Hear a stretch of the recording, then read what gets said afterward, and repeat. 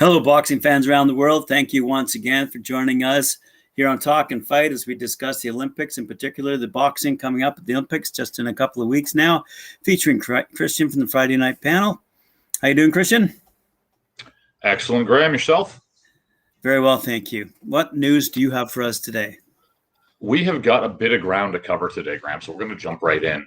Starting off with the games themselves, as usual here. Japan is considering an extension of in between 2 weeks and a month for coronavirus prevention measures in Tokyo and other areas. So this is the Japanese media said earlier today. With less than a month before the opening of the games, Japan's capital and other areas are currently under like a quasi state of emergency that is currently due to be lifted on the 12th of July. But a recent uptick in infections has officials concerned that this could affect the number of spectators allowed at Olympic venues. So as Tokyo infections rose to 714, which is the highest that they've seen since the end of May, the government was considering an extension that would overlap into the Olympics, due to start on the 23rd, as you guys know. Now, under this quasi state of emergency that they're currently under, what that's going to do is that's going to cap spectators at 5,000. It's two numbers, at either 5,000 spectators or half capacity for the Olympic venue, whichever is the lower of the two numbers. Okay. The Olympic organizers have said, though, that spectators will be allowed up to half venue capacity or a maximum of 10,000, although, as we know, foreign spectators are banned. So what this really means at the end of the day, and that's 10,000 again, or half capacity, whichever is the lower the number again. So IOC says absolutely 10,000. The actual government of Japan is saying right now 5,000. So at the end of the day, although the government of Japan cannot actually postpone or cancel these games, they can put these types of restrictions in. Pardon me. So we're going to have to wait and see how that actually pans out at the end of the day, whether it's going to make a big difference, 5 to 10,000. If we're talking about smaller venues where, maybe you only had a 10,000 capacity to begin with, then this really isn't going to affect you at all, because half capacity would still be 5,000, which still fits under the current, quasi lockdown measures that they've got going on at the moment. So it really only is going to affect larger venues where they were hoping to have more than 5,000 people in attendance at any given point in time. The Tokyo government has also decided to move off the public roads the first half of the 15-day Olympic torch relay that was scheduled for the capital. Moving along, though, in a follow-up from yesterday's story, this is some good news here.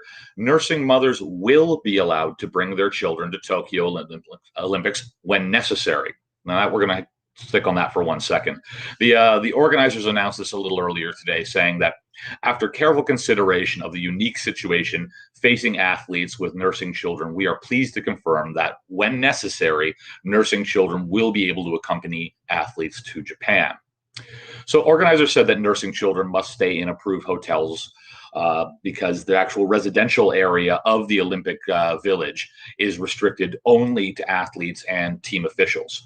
So I'm not really sure what this is going to look like at the end of the day, Graham, because they're saying that, yes, you can bring the children, although you're an athlete and staying in the Olympic Village, the nursing child can't stay in the village. So presumably they're now going to have to allow either, a caregiver for the child who's going to be like a babysitter, or they're going to have to allow, a fiance or partner of some form, some cases, but somebody's partner to be there to look after the child. Are they going to be allowing these Olympians to leave the village and come back for nursing reasons, or are they going to be expected to pump at the village and have that delivered? I really have no idea what the logistics of this are going to look like, because there are very strict rules in place right now already as to how people are able to move, what types of transportation they're allowed to use to get to and from different venues.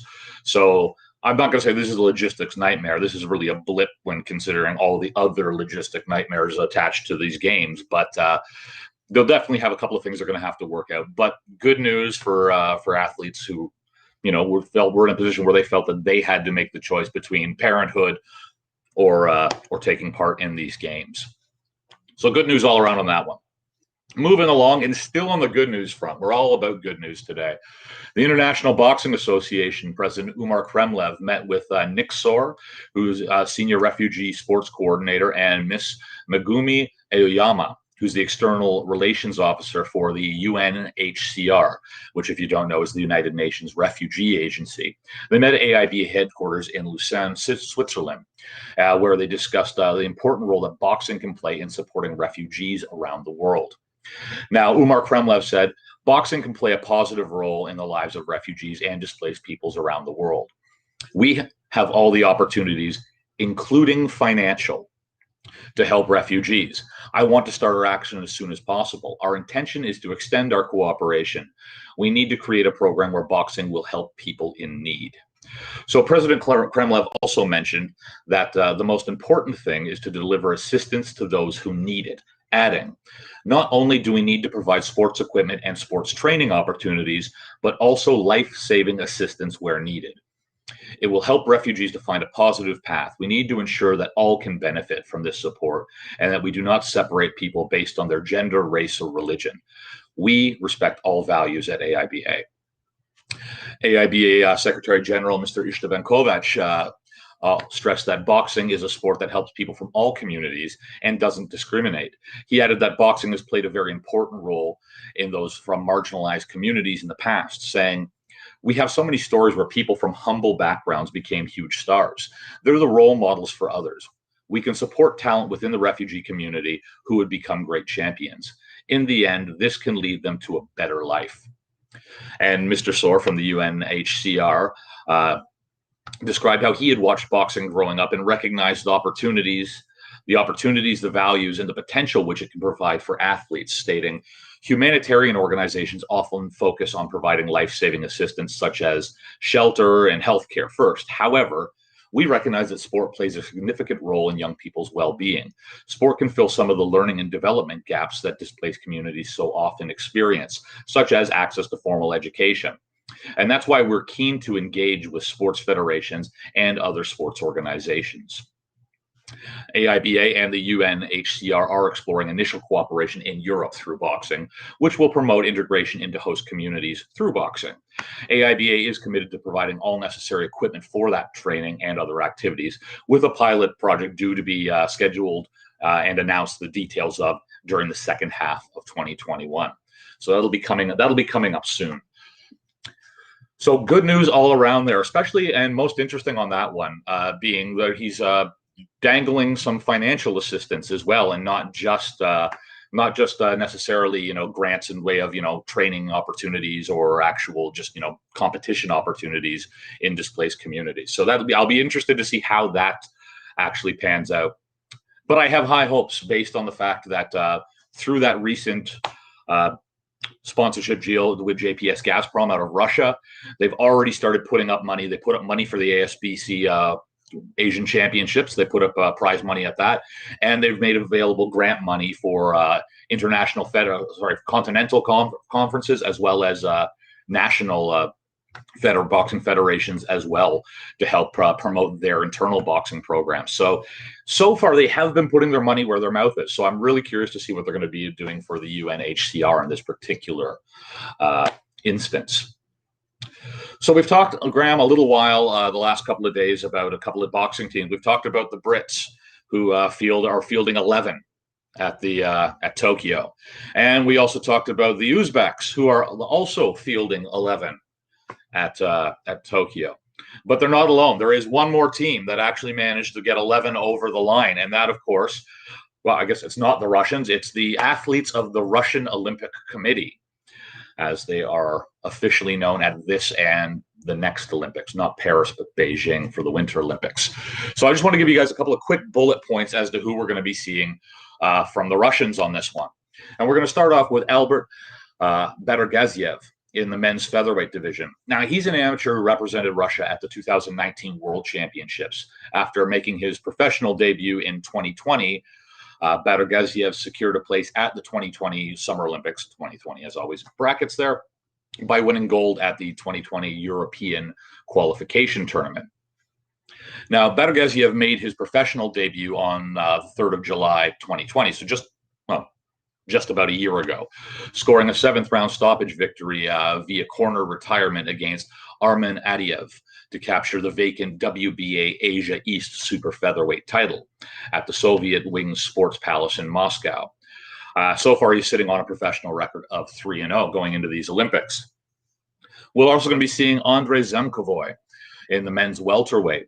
Now, he's best known for winning silver at the 2009 World Amateur Boxing Championships and a bronze at the Summer Olympics in London that year. In 2012, not 2009, obviously. Now, at the 2009 World Amateur Boxing Championships, Southpaw Zemkovoy upset two-time world champion Serek Sapiev in the semifinal, but was surprised himself by German Jack Kolke Keth in the finals. Now, at the 2012 Summer Olympics, though, now he would manage to win his first 3 bouts before losing the semifinal to Serek Sapiev again, who would go on to win gold at that Olympics. He also competed at the Olympics in 2016, but was knocked out after his very first bout. In the men's middleweight category, we're going to be seeing Gleb Bashki. Now, he won a gold at the 2019 AIBA World Boxing Championships. And there's not a whole lot else going on with this one, but he will be one of, 2020 was a hit for everyone, but as of 2019, he was still doing quite well here. And again, took home a gold from those championships. We'll have to see how he does in this one. This next name you guys don't know just from seeing me stumble over it for a few weeks now, and that's Muslim Getshimagomedev. Knew we'd get there in the end. Oh, no, I can do it now. Muslim Getshimagomedev. It's in there now. It's in there now. And as we know, he took home silver at the European Games in Kharkiv in 2017, as well as gold in 2019 at both the World Championships in Ekaterinburg, Russia, as well as at the European Games in Minsk that year. On the women's side of things, we're going to be seeing Ludmila Vorontsova at the women's featherweight. And she took home silver at the 2019 World Championships in Ekaterinburg, Russia again. Not a whole lot else to tell on that particular front, though. In the women's welterweight, we have Sadat Dagatova. Now, this is one of the team's more seasoned veterans, and she was a silver medalist back in 2014 at the World Championships, bronze medalist at the 2016 European Championships, and a bronze medalist at the 2019 edition of the World Championships. That's AIBA Championships. We're also, for the women, going to be seeing Zemfira Magomedlieva and the women's light heavyweight. Now, this is another veteran here with gold medals at the World Championships back in 2014 and again in 2019. And also brought home a pair of gold medals from the European Championships in 2019 and the Euros in 2016, respectively. 2016 and 2019. Rounding out the team with a couple of fighters that unfortunately I don't have a whole ton of information on for you guys at the moment. We will also be seeing Gabil Mamedov for the men's lightweight category, Imam Katiev in the men's light heavy, Ivan Veryasov in the men's super heavy, and Svetlana Sulyanova to round them out for the women's flyweight. So that brings us up to 3 teams now, each putting up 11 fighters apiece. And I think we might drop to 9 fighters as the next highest one there. But we're going to be working our way through some of these teams and giving you just some bullet points on names and things as we move forward and as we get closer to the games themselves. But taking a look around the rings, Graham, that's what I've got for you today. Now, as you know, unfortunately, tomorrow I'm away. I'm not going to be with you, so we're going to have to leave you all by your onesies. But I think you've already got some stories lined up for us. Yes, it looks like there are some stories brewing right now as we speak, and I'm looking forward to relaying those as they develop throughout the day to our good viewership around the world. In the meantime, thank you very much for your report today. That's pretty amazing. Those names you're dropping, they're falling out your mouth pretty good these days, I must admit. Well, again, they still might be entirely wrong. They're just said with confidence. That's all it is at the end of the day. True, they might be. But hey, man, they sound good to me, and I'm sure the rest of the viewers appreciate what you're doing. Thanks very much, Christian, and we'll see you on Friday for a big day for us on Friday for sure. Absolutely. I will be there.